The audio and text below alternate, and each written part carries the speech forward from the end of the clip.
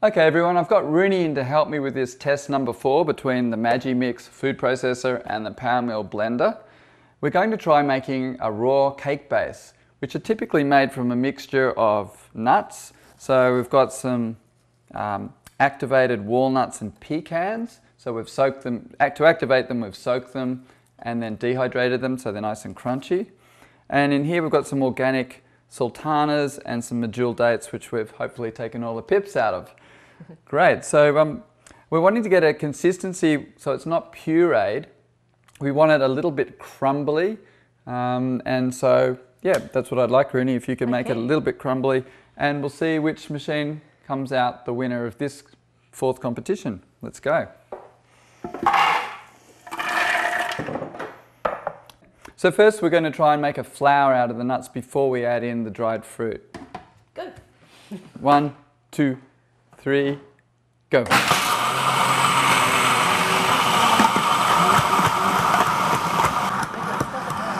Okay, let's see. All right, this is very consistent. The Magimix, I'll actually go and get the camera so you can have a look. The Magimix has made a very consistent flour here. Have a look at that. So you can see it's very even.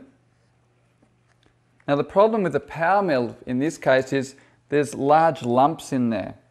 So Rooney's just getting a hand in there. There's large lumps and it's either made it too small or too big. It's not an even consistency.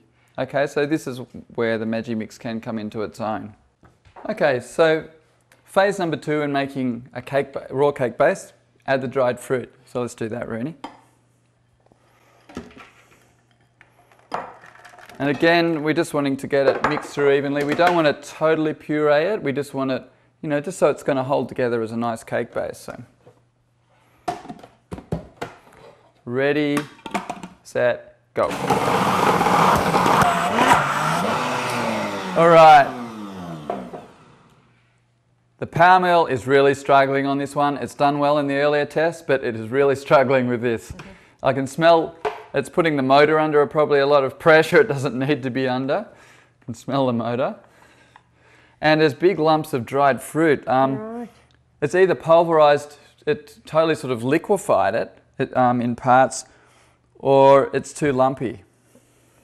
And over here we've got a nice consistency. Yeah, lovely consistency here. Let's have a closer look at that.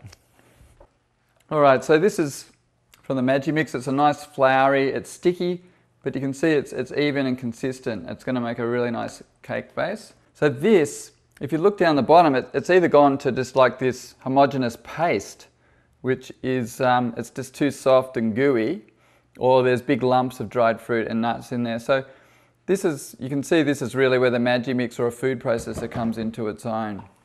I'm not actually going to show you how to make the cake base because this is just really a demonstration to show you the differences. So now what we normally do is press this into a pie dish and make a nice base, and we pour our filling, our cake filling into it. So just if you're curious how we turn this into a cake base, and it'll set really nicely in the fridge. So there we go, that's the 4th test. So now I think that's given you a pretty good idea of the differences between the two machines. This tends to puree everything. It gets a bit stuck if there's too much bulky, sticky, gooey, viscous material in there. And this is good if you're wanting sort of more even consistency, and also it doesn't heat the food as much. All right, so they're the main differences. This also comes with quite a few different fittings here. So we're going to look at that next is, you know, what else can this machine do? We've got a juicer, a citrus juicer, just a vegetable fruit juicer, slicers, grinders, graters, mixers. So yeah, it does quite a bit more than just the S-Blade food processing. We'll have a look at that in a moment.